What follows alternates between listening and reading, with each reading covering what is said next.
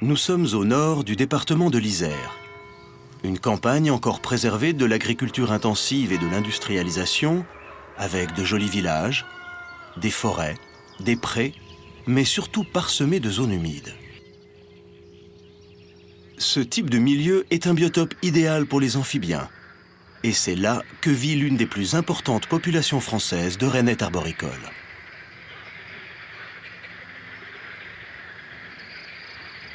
À la mi-avril, ce petit batracien se rapproche des mares pour se reproduire. Chaque nuit, pendant un mois, les mâles rainettes vont s'affronter en joutes sonores pour être choisis par les femelles.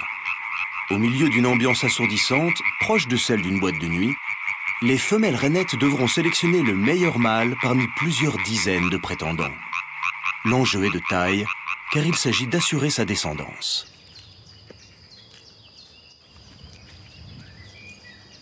Thierry Langagne est chercheur au CNRS et spécialiste en communication acoustique chez l'animal. Il dirige un programme d'études afin de comprendre les critères qui déterminent le choix du partenaire chez la rainette arboricole.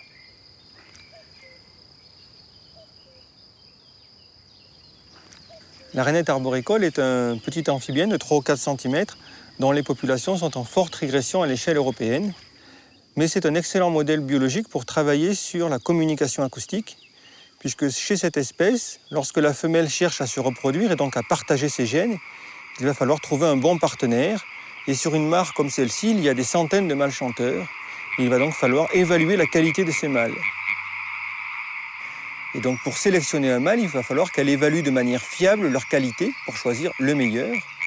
Et cette évaluation ne peut pas se faire via un territoire, puisque les mâles ne défendent pas un territoire, donc la qualité d'un territoire ne peut pas jouer. De la même façon, les mâles n'apportent pas de soins parentaux, donc elle ne peut pas utiliser ce critère-là comme critère de choix. Et donc le seul critère qu'elle a pour évaluer la qualité des mâles, c'est évaluer la qualité des signaux qui sont émis par les mâles.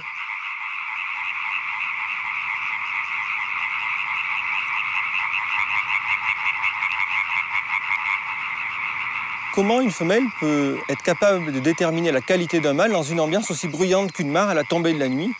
C'était assez intriguant.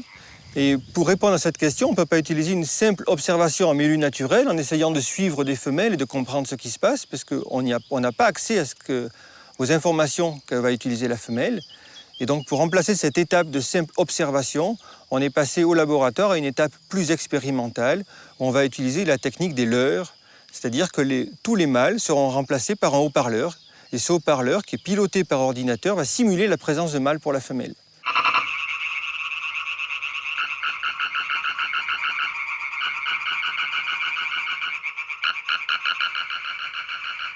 Dans une première série d'expériences, on a mis la femelle dans une situation avec 2 haut-parleurs qui simulent la présence de 2 mâles. Ces haut-parleurs sont pilotés par ordinateur et on est capable, en faisant changer un seul paramètre du signal, de déterminer quelles sont les préférences des femelles.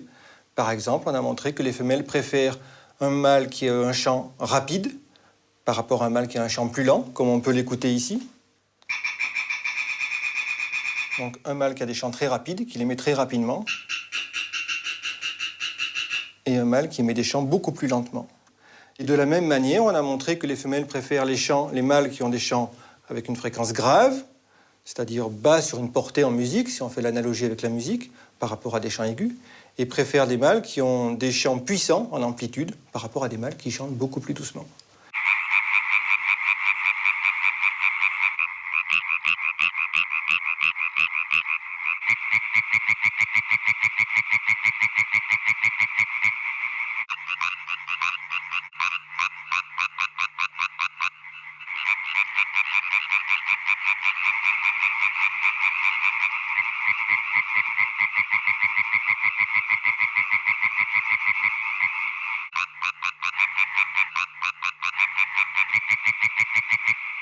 Le mâle idéal délivre donc un son grave, puissant et rapide. Ce type de chant est coûteux à produire et à maintenir. Les meilleurs seront les plus endurants qui répéteront leur chant jusqu'à 35 000 fois par nuit, mais aussi les plus gros, seuls capables de produire un chant grave. De tels critères d'excellence assurent à la femelle que son partenaire est porteur d'un patrimoine génétique intéressant.